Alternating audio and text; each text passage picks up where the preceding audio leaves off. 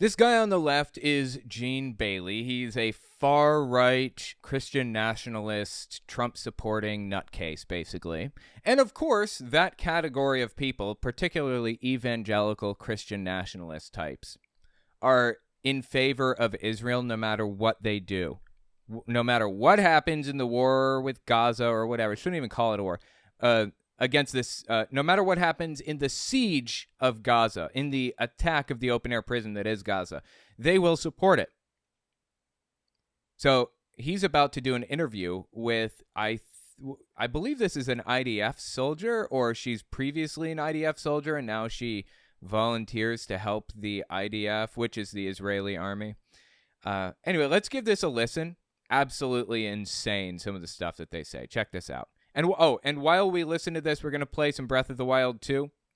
Just kind of going through, doing whatever. Should just be in the background. Won't bother you too much if you never played it. Because we're going to go live to Israel. It's about 3:23 in the morning. And let me introduce my next guest, Zoe Marks. She was born in Israel, served as lieutenant in the Israel Defense Force. She's now the Director of Overseas Operations at Yatar and is joining us in the wee hours of the morning to give us this update. First of all, thank you, Zoe, for joining us. What and who is Yatar and how was it founded? Well, first of all, thank you so much for having me, Gene. I really appreciate this time. You know what I find fascinating? It's a little bit of an aside, I'm sorry, but Hebrew is a language that, it was a dead language for thousands of years. Hebrew is a dead language. Up until very, very recently, like the past 70 years, Israel made Hebrew their official language. For the first time in thousands of years, it started being spoken regularly again. It would be like Latin being spoken regularly again, fascinatingly. I mean, Latin is a dead language, has been for a long time. The interesting thing about dead languages, though, is with Latin, for example, we have no idea what they sounded like, what people's accents were when they spoke, because we never spoke the language. We never heard the language spoken. We don't have any recordings from that time. Now that Hebrew is kind of a living language again, that it's been like readopted by the state of Israel, I find it really interesting to hear what people's accents sound like when they speak English again after growing up speaking solely Hebrew the whole time. I don't know if it's accurate to what people used to sound like 1,000 years ago or 2,000 or whatever, but I'm just fascinated by it. Like, it should give us some insight into it, right? Yiddish was adopted by Jewish people throughout, like, Europe and other areas, I think in the 800s and the 900s CE. So 1,000 years ago, give or take, 1,200 years ago, somewhere in there. I wonder why Israel didn't pick Yiddish. I wonder why they picked Hebrew. I guess because it's like the original language spoken. Anyway, all right, let's keep listening. I'm here to tell you all about Yatar, and as much as I can, and freely, absolutely. So Yatar is it's a fully authorized unit of the Israeli Defense Force. So we have volunteers in our unit, and they are dedicated volunteers who come on their free time on a daily basis. Now, we bring our volunteers from the elite ranks of the IDF units. We select them very specifically, and we have them going through extensive and specialized training in order for them to be able to drive our ATVs. We actually have a whole waiting list of people who are just wanting to be in our unit in order to be able to use our ATVs for the defense. Now, Yatar is also the sole compact ATV unit that any defense force has in Israel, and we are used basically for the front lines of defense against various threats. Threats against the nation itself and our citizens and everything that's included in between. We are initial responders to all kinds of diverse challenges. We have issues that are including agricultural damages, artillery, and drug smuggling, terrorism, obviously, and so much more going on. Okay, so she's just like, it sounds like she's running just like a normal arm of the military right now. Drug smuggling and stuff. I wonder if she's fighting pork smuggling rings. Probably not, right? Because Muslims aren't allowed to eat pork either. So We do have an idea of what Latin sounded like. The German pronunciation of it is the closest. Latin is also still spoken in the Vatican. It's basically in Catholic Church life support. Yeah, but it's spoken in the Catholic Church, but has it been in an unbroken line, or is it a revived language? It's possible that it's an unbroken line, and I'm just unaware. That could be. On another note, languages do evolve over time, so it's hard to know anything for sure, but I don't know. I'm just fascinated by that stuff personally. I don't know if Hebrew would really count as a dead language. It was still spoken and learned in synagogue. Dead language means it didn't change over time. It didn't have words added to it or it wasn't modified or whatever. Latin, to my knowledge, Latin is a dead language, even if it's spoken in in an unbroken line of people. Even if it was learned by people over the course of time, parent to child, it's still a dead language because it didn't change over time. That's what makes it a dead language. So anyway. They are really placed on every border there is in Israel, all around from south to the deep south to the Gaza border to the whole of Judea and Samaria region. Yeah. Okay, Zoe, let me help me understand. I think people. By the way, the Judea and Samaria region, just a little bit of cultural context here for you. Samaria, back in Bible days, Samaria was the capital of Israel. And when Israel was basically destroyed, most of the Jewish tribes that lived there migrated to the south, which the southern country was the country of Judea, and its capital was Jerusalem. Some of the Jewish people in Israel, the northern part, continued to live there and are now called Samaritans. Okay, Zoe, let me help me understand. I think people at home here in America, what is your team seeing right now and experiencing? I mean, we see horrible footage from Israel, but what is your team seeing and experiencing? So I'll be honest with you, a lot of it is some things I can't discuss. We have our... Yeah, I mean, I imagine she doesn't want to discuss some of it, too. I don't think he was asking about what you can and can't discuss. I think he was asking for stuff that you're seeing that you can discuss. Why would you even say that?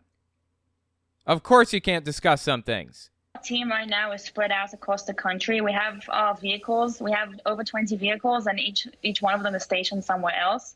We have vehicles in the border of Egypt. We have vehicles all around the Judea and Samaria area. And, of course, we have right now vehicles on the Gaza border helping out all the defense forces at the war. Not helping any of the Gazans who are suffering horrifically at the hands of the IDF, the Israeli Defense Force, but helping the Israeli Defense Force. I guess murder more innocent people? Okay, go on. I do know, what I can tell you is we have all of our men working 24/7, helping out, doing what they need. Now, our vehicles are special because of the speed that they give, the capability that they can go through any terrain.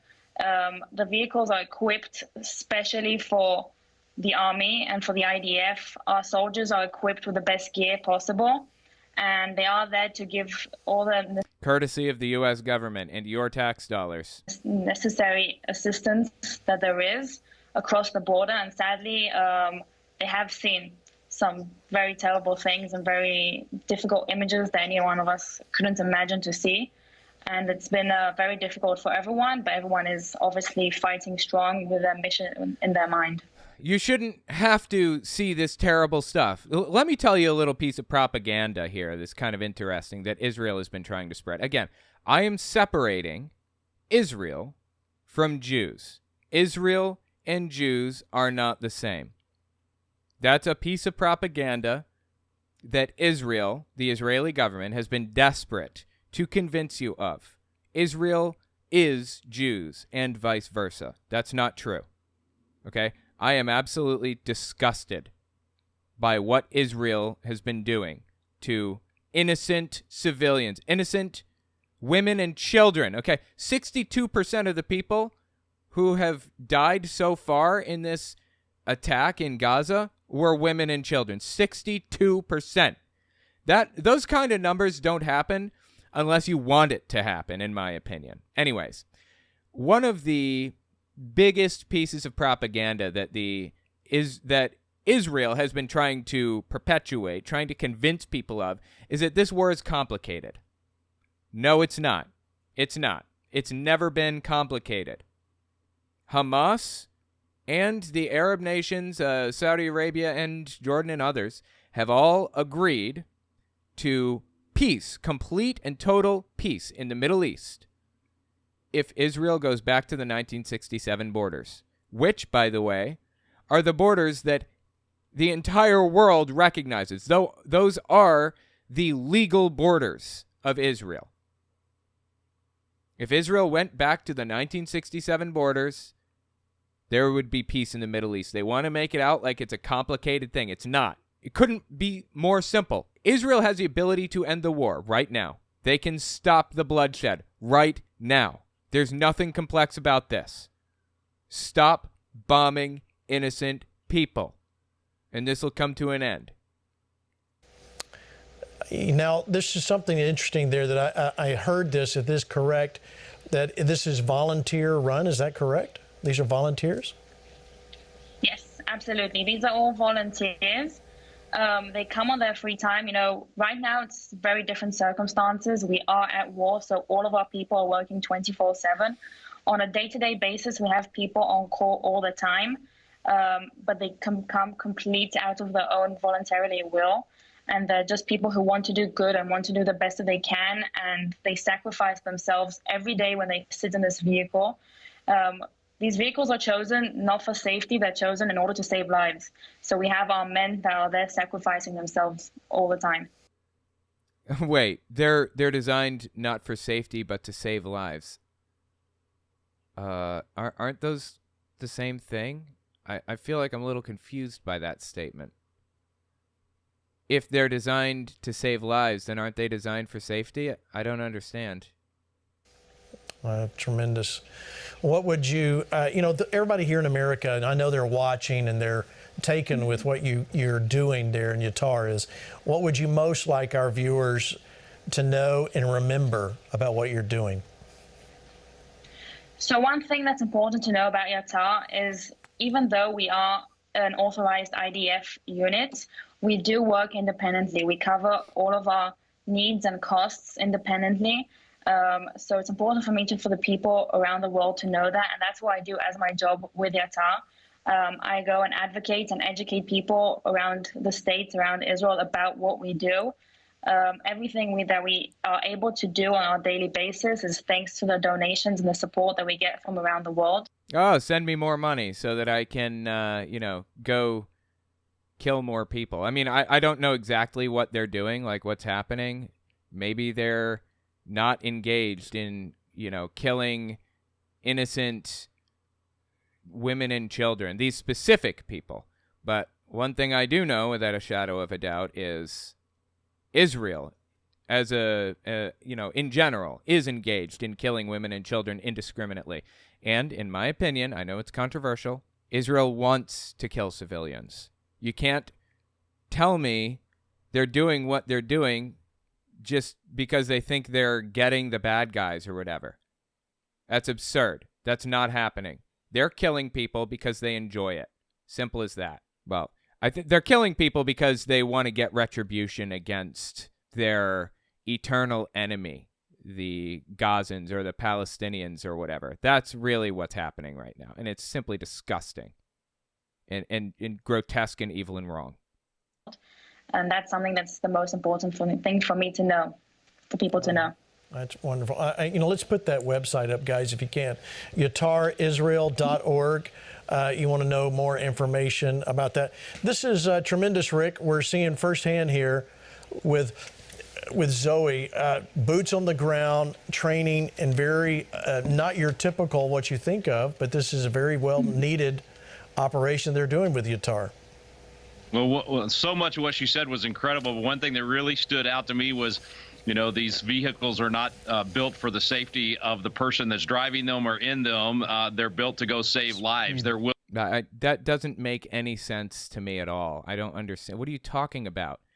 They're not built for the safety of the person in them. They're built to save lives. Aren't they one and the same? Willing to, as we say around here, be dangerous in order to save other people's lives. And I love that, and I think that's heroic. But I also love the fact that we can support them, that we don't have to just hope that things go well. We can actually donate to the cause. We can actually help build more of those vehicles or give them the weapons that they need by contributing to them. So very, very cool, and what a great opportunity, Gene. I love it when you get interviews like this. And Zoe, God bless you. We're praying for you, and just thankful that Israel has people like you. I mean, that's the thing. If it wasn't for people that were willing to go and defend, and what a difference. You guys are using these weapons to save lives and to defend your... How do you... No, that's not happening. They're not using these weapons to save lives. They're using weapons to kill people, actually. And 62% of those people they've killed are women and children up to this point in the war. Like, I don't know what else to say about this. Like, I don't know how they've come to this conclusion. It's just wrong. Again, I just want to really drill in this distinction. I'm not talking about Jews doing this. I'm talking about Israelis doing this. There is a difference, though Israel doesn't want you to see the distinction. I don't blame Jews for this. I blame Israel. Hamas is using their people to protect their weapons and using their people to, to try to prevent you from being able to save lives. So it's just so obvious who the good guys and the bad guys are. God bless you. Thank you. So, Zoe, let me ask you this question. You served in the IDF when you were 18, is that correct? Yep, that's correct. Like every other 18-year-old. Yeah, it's a conscription thing. You have to serve in the IDF when you're a certain age, I believe. If you don't have to go to the battlefield. You can alternatively, to my knowledge, do something peaceful, like you can be a paper pusher or a pencil pusher or whatever they call it. Yeah, pencil pusher. You can be a pencil pusher.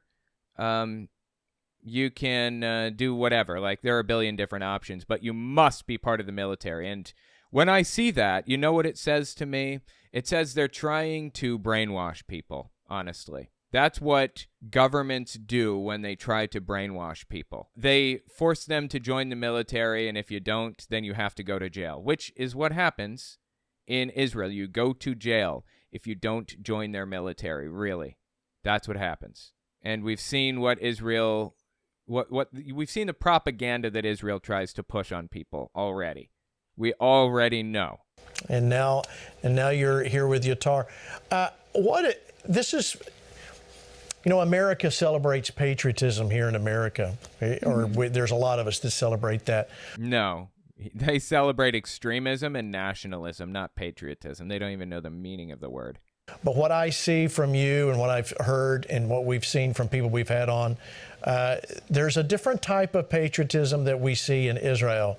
Yeah, there's extremism. They're obsessed with programming in this idea that Israel is the best and the strongest and should take out anybody that they don't like, basically. And Israel means Jewish. They are one and the same. That's another part of the propaganda they try to spread. It goes deeper than just wanting to serve in the armed forces. Talk a little bit about that if you can. Yeah, absolutely. I think Israel is something very special when it comes to patriotism. I think it's an unspoken consent that when a time of need... I think she means consensus. Everyone is just there for each other. I haven't heard of any other country in the world that people are fighting to get on planes to fly back to their country in order to do something for the country and the nation. Yeah, like people who have never been to Israel before are getting on airplanes and going to Israel and fighting and killing Gazans. That's not a sign of a healthy mindset that's been programmed in. That's the sign of extremism, of nationalism, of pure, blind, black and white thinking. That's what that is. Nation and the other people in it. For me, it's the most incredible thing. I can tell you myself, I was here on vacation when war broke out 2 weeks ago. And at me and my friends who are with me in the army, we didn't even think twice.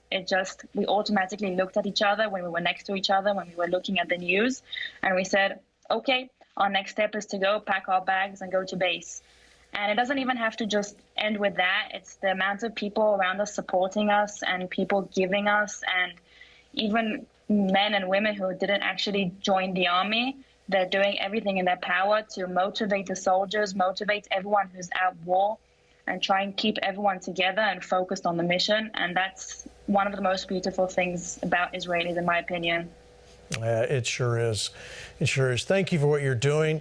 We're praying for you. In fact, John Graves, I want you real quick, pray for Zoe, her team. And it's so interesting that, like, Christians are praying for Israelis like this. Jewish people. They're praying for Jewish people. She's Jewish. Now that distinction is more important than ever.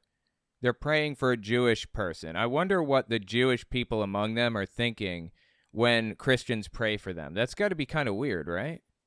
All the armed forces there in Israel. I'd love to. I had a good friend of mine who's a colonel visiting her. She's a retired colonel from the Israeli Defense Force. The day the attack happens, she leaves her grandbaby to get back over to Israel. So that spirit is exactly what Zoe's talking about. God, we ask that you would protect not just Zoe, but the 300,000 Israelis who were called up in the reserves, all of the Israelis coming from all over the world. God, you've ordained them as a special people from the beginning of time for... No, God in the Bible ordained Jews, not Israelis, but okay. For your own wisdom and your own purposes, and I pray that the prayers of the saints would also trail behind them and give them cover. God, that you would supernaturally allow them to go into a very, very, very difficult thing to root out Hamas that, as Rick says, hides behind people to try to protect their evil. Allow them wisdom to find things in the tunnels, to find things hidden, to find secrets. Well, see, that's the thing. Israel isn't looking for the tunnels or hidden things or whatever other thing. Israel is looking for targets to bomb. You don't hit tunnels with bombs.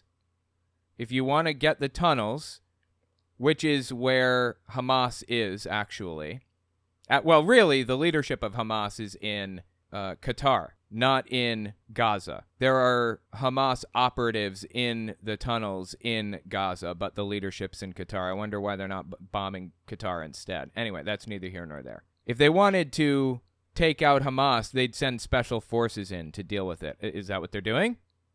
No. They're indiscriminately dropping bombs on women and children's homes. That's what Israel is doing right now. And I just, like, I don't know how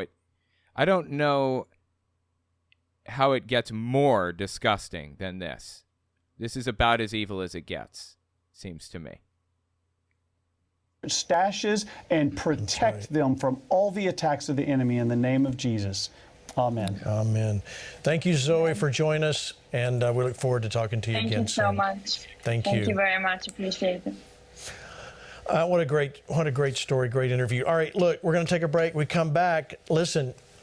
What a great story. What a great interview. I mean, people are dying, okay? Houses being blown up. The homes of people who didn't do shit to anybody. What a great story. What is wrong with these people, dude? Seriously. What is going through their heads?